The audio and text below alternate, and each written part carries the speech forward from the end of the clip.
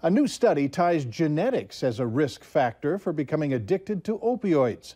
Health officials say there's more evidence for treating the drug epidemic as a health crisis rather than a criminal issue.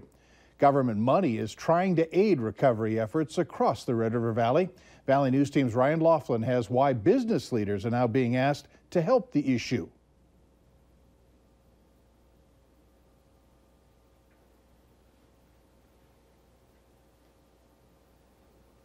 They're starting to realize, we need to think differently on how we address this crisis. Michael Dulitz is responsible for the $180,000 in grant money Grand Forks received to fight the opioid epidemic. Successful treatment of the chronic disease is possible, and when you treat it like a chronic disease, there tends to be a better recovery. A study from the Journal of Biological Psychiatry recently published findings after looking at more than 5,000 Americans that have used opioids.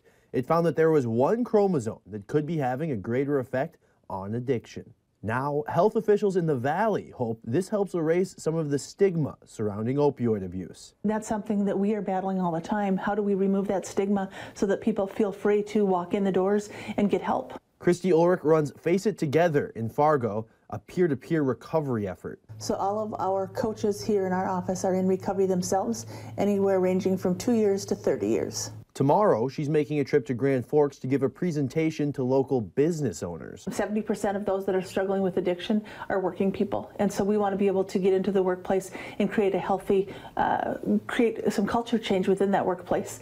And in turn, a healthy worker, healthy community. All a part of the community issue being addressed by all parts of the community. That there should be no shame and stigma in getting healthy. From Grand Forks, Ryan Laughlin, Valley News Live.